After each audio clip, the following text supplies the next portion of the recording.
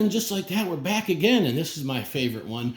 So, anyone that's worked in the food industry, you are going to know about GMP. GMPs, if you want to say that, good manufacturing practices and sanitation. So, anyone that's worked in the food industry, this is going to be a walk in the park for you. You're not going to have any issues with this. It's it's necessary, okay? Because not everyone has a culinary background, but some of you people that are watching this do. Maybe you took the Serve Safe course before, and or you've been a manager or just been a cook somewhere. It doesn't matter. You know GMPs. Everybody does to a certain extent. It's all about good hygiene, sanitation, keeping things clean, making sure things don't get adulterated, and so on and so forth. So, what you're going to do, the Section 402 of the Food and Drug Cosmetic Act, it states that a food shall be deemed to be adulterated if it has been prepared, packed, or held under insanitary conditions whereby it may have become contaminated with filth or whereby it may have been rendered injurious to health.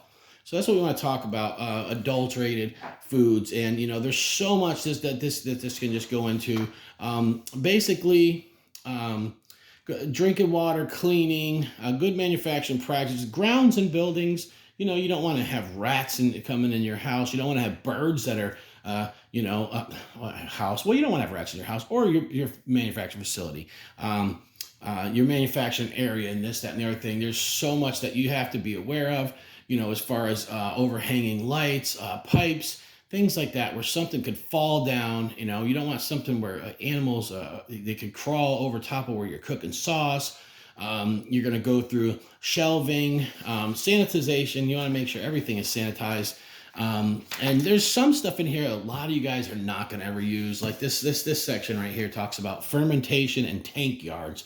This is for big, huge like tank yards where they're doing like, fermenting like gherkins and pickles and different things like that. So some of this stuff for you guys, it might not apply, but you still want to read through it and you want to understand what it's like. And, you have to keep that stuff cleaned and regular. And like we talked about, your walls, ceilings must be smooth. Your overhead pipes and fixtures must be located so that dust and contaminants cannot get on them. The building materials of wherever you are making your sauce have to be legit. Your storage rooms, you want to make sure that everything is closed off. You want to make sure that you have your stuff off the ground. For your facilities and your personnel, you want to make sure people are clean. You want to make sure that they have good hygiene. You know what I'm saying? You don't want somebody sick. You don't want somebody that's dirty. You don't want somebody that doesn't wash their hands. You don't want them touching your stuff. Most of you guys are going to be doing this solo. So you're the one. You're your boss, okay? You want to make sure that you have good lighting, that your equipment is good, that it's, we use NSF stuff, man. We want to make sure. Pests, this is a big one, is pests. Come on, you don't want that guy eating your hot sauce, do you?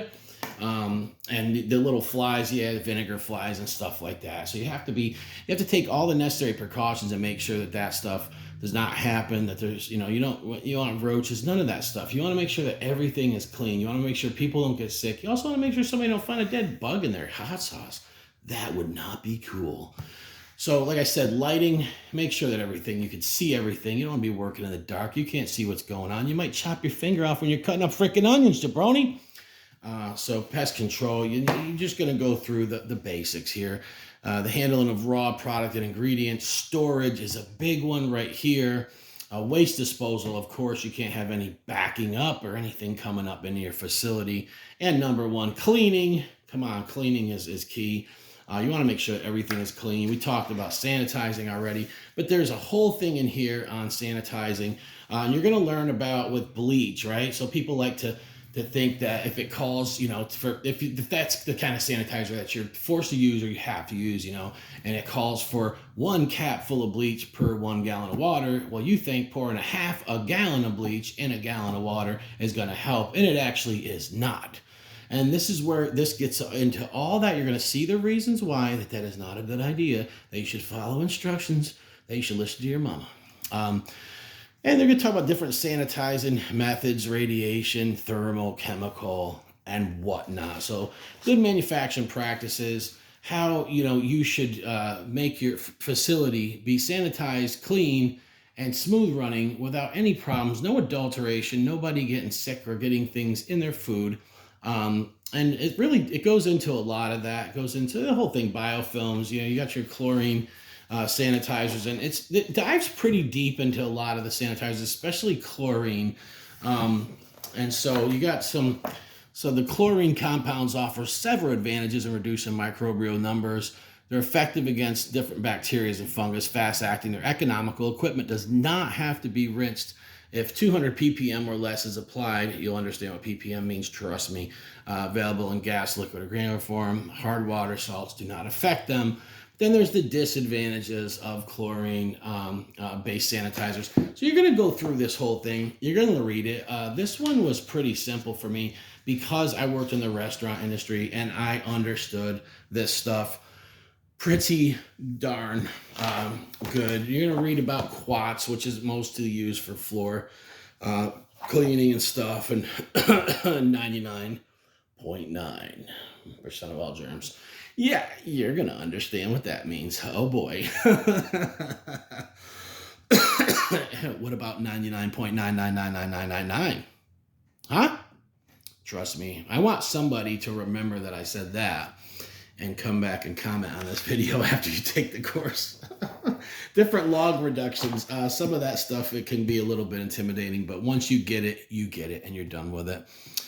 So anyways, this is it. GMPs, which is good manufacturing practices, and sanitization. Talks about sanitizing the water and different things. So water reuse systems and different things that this stuff, guys, you're probably not going to ever deal with. This is for bigger factories and whatnot. So you're not going to deal with that stuff. But this is a must. I'm glad that this is in here, of course. And this really is, it's basic hygiene, sanitization, and chemical, how to deal with chemicals a little bit, touches on chemistry, just a tad bit when it talks about ratios of bleach to water and so on and so forth. But yeah, this was that module. Come back for the next one. Yeah.